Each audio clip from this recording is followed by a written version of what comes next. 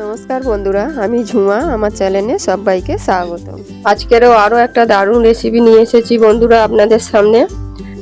একদম নতুন ধরনের রেসিপি, দুধ চিকেন। আমি কিভাবে বানিয়েছি আপনাদের কাছে শেয়ার করেছি বন্ধুরা। আপনারাও এইভাবে একবার বাড়িতে বানিয়ে খেয়ে দেখুন, আশা করি আপনাদেরও ভালো লাগবে। আর ভালো লাগলে বন্ধুরা লাইক, শেয়ার, কমেন্ট করতে কিন্তু ভুলবেন না বন্ধুরা। আমি এখানে 1.5 কিলো মাংস নিয়েছি। মাংসটা খুব ভালো করে আমি ধুয়ে নিয়েছি আর নুন মাখিয়ে আমি রেখেছিলাম আধা ঘন্টার জন্য। নুন জলটা যে বেরিয়েছে, জলটাকে আমি ফেলে চিপে ভালো করে মাংসটাকে নিয়ে নিয়েছি। আমি এখানে লেগ পিস নিয়েছি 4 পিস, আর বাকি সব ছোট ছোট পিস আছে।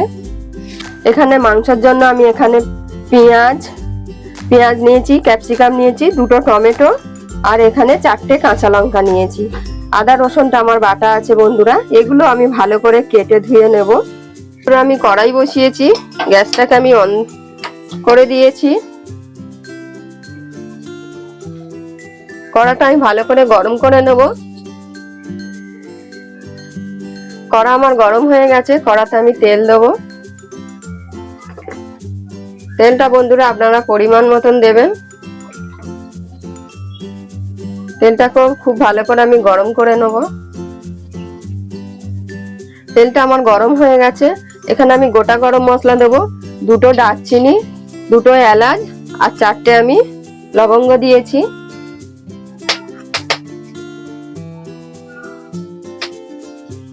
সবকিছু যখন হালকা লাল হয়ে যাবে, সুন্দর একটা গন্ধ বেরিয়েছে বন্ধুরা, কালারটাও চেঞ্জ হয়ে গেছে। এবার আমি যে 3টে পেঁয়াজ কেটে রেখেছিলাম দিয়ে দেবো।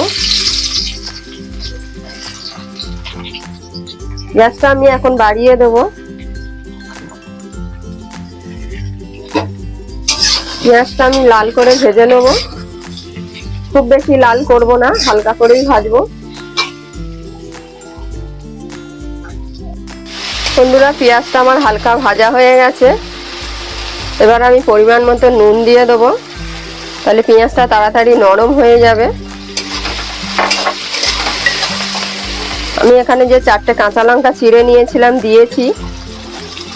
আমি শুকনো লঙ্কাটা গুঁড়োর বেশি দেব না, সেই জন্য আমি কাঁচা লঙ্কা দিয়েছি। আপনারা চাইলে কাঁচা লঙ্কার বদলে পুরোটাই শুকনো লঙ্কা দিতে পারেন, কেন এত গরমে শুকনো লঙ্কার গুঁড়ো খাওয়া ভালো না বন্ধুরা বেশি, সেই জন্য আমি অল্পই দেব। পেঁয়াজটা ভাজা হয়ে গেছে।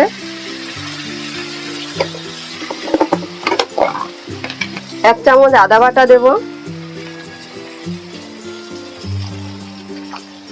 1 চামচ আদা রসুন বাটা দেব। এটা রসুন, ওটা আদা বন্ধুরা। 2 চামচ আদা রসুন বাটা দিলাম, দিয়ে আবার কিছুক্ষণ নাড়িয়ে নেব। 1 চামচ আমি ঝাল লঙ্কার গুঁড়ো দেব। এটা কাশ্মীরি লঙ্কা 1 চামচ দিলাম। এখানে আমি 1 চামচ জিরের গুঁড়ো দিয়েছি। জিরের গুঁড়োটা দেওয়ার পর আমি এবারে মশলাটা কিন্তু খুব ভালো করে আমার কষানো হয়ে গেছে, তেল ছেড়ে দিয়েছে। এবার আমি চিকেনটা আমি দিয়ে দেবো। আমি খুব ভালো করে একবার কষাবো। গ্যাসটা এখন কমানো ছিল, মিডিয়াম করে দিয়েছি। খুব ভালো করে এইভাবে কষাতে হবে। আমি অল্প ক্যাপসিকাম, মানে 3টে ক্যাপসিকাম নিয়েছিলাম, তার অর্ধেক আগে দিয়ে দিয়েছি, আর কিছুটা আমি রেখে দিয়েছি, পরে দেব বন্ধুরা। এখানে আমি টমেটোটা আপনাদেরকে দেখিয়েছিলাম, কিন্তু টমেটোটা আমি দেব না। হঠাৎ করে আমার মেয়ে বললো যে মা টমেটো বাদ দিয়ে দুধ চিকেন করো, তাই আমি দুধটা দেব, সেই জন্য আমি টমেটোটা দেব না।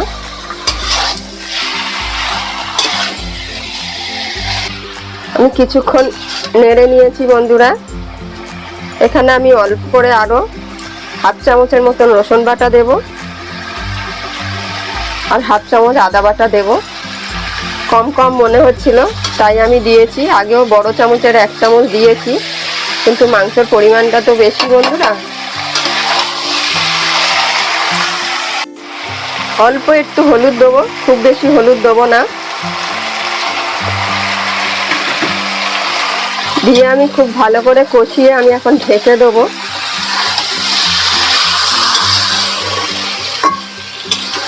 পরে যে মশলাটা দিয়েছি ভালো করে মিক্স করে নেব।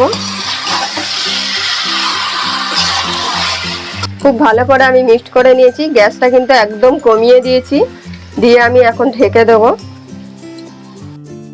বন্ধুরা ঢাকনিটা আমি খুলে নেব। দেখুন কতটা জল বেরিয়ে গেছে, আমি কিন্তু এক্সট্রা জল দিইনি একটুও। এবার আমি নেড়ে দেবো। গ্যাস কিন্তু একদম কমানো ছিল বন্ধুরা, 10 মিনিটের মতন এইভাবে ঢাকা ছিল আমার। এইভাবেই জল দেব না, আমি জল ছাড়াই কষাবো। মাংসটাও অর্ধেক সেদ্ধ হয়ে গেছে। এইভাবে আমি ঢেকে ঢেকে পুরো মাংসটা আমি সেদ্ধ করে নেব।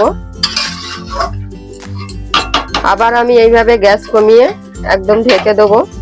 এবারে যে বাকি ক্যাপসিকামটা ছিল, ক্যাপসিকামটা আমি উপর দিয়ে দেবো, দিয়ে ঢেকে দেবো এইভাবে। ঢাকাটা আমি খুলে নিয়েছি। আমি এর আগে আমি ঢাকা খুলে কিন্তু দুবার নেড়ে দিয়েছিলাম বন্ধুরা। দেখুন কষানো কিন্তু হয়ে গেছে, তেল ছেড়ে দিয়েছে একদম। মাংসও কিন্তু প্রায় সেদ্ধ হয়ে গেছে, প্রায় না পুরো মাংসটাই সেদ্ধ হয়ে গেছে। এই দেখুন মাংস একদম সেদ্ধ হয়ে গেছে, উঠে যাচ্ছে।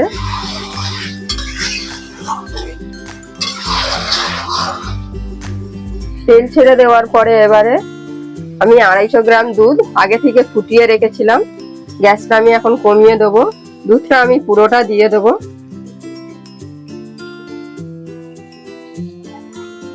আপনারা চাইলে এখানে লিকুইড দুধ, গুঁড়ো দুধ মানে গরম জল দিয়ে গুলেও দিতে পারেন। আমার কাছে লিকুইড দুধ ছিল তাই আমি দিয়েছি। দুধটা দেওয়ার পর কিন্তু আরো কিছুক্ষণ আমি কষিয়ে নেব।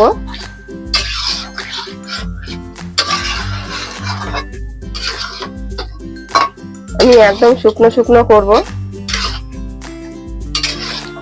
এবারে আমি মাংসর গা দিয়ে যখন আবার তেল ছাড়বে সেই রকম ভাবেই আমি কষাবো।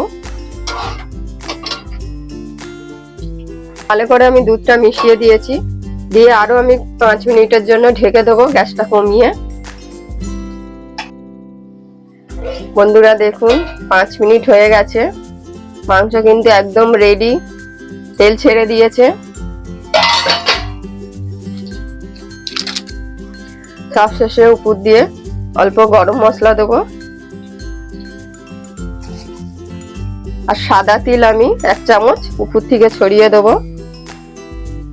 গ্যাসটা আমি এখন বন্ধ করে দেবো। আমার মাংস কিন্তু একদম রেডি। এই মাংসর কারি কিন্তু বন্ধুরা সবকিছুর সাথেই খেতে পারবে। লুচি, পরোটা, রুটি, গরম গরম ভাতের সাথে তো দারুণ লাগবে। আমার এই মাংসের নতুনত্ব রেসিপিটি কেমন হয়েছে অবশ্যই কমেন্টে জানাবেন। আর আপনারাও এইভাবে বাড়িতে বানিয়ে খেয়ে দেখুন বন্ধুরা, আশা করি আপনাদেরও ভালো লাগবে। আর ভালো লাগলে একটা লাইক, শেয়ার, কমেন্ট করতে ভুলবেন না।